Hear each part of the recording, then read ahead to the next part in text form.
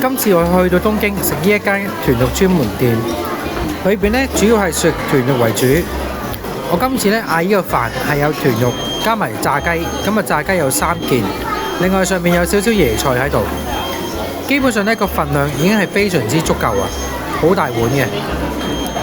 嗰啲豚肉呢味道係偏鹹少少，另外炸雞上面呢都幾特別，有啲紫菜喺度。個餐呢就會加埋一個生嘅雞蛋啦，另外一個麵豉湯。呢一個係一個成個套餐嚟嘅。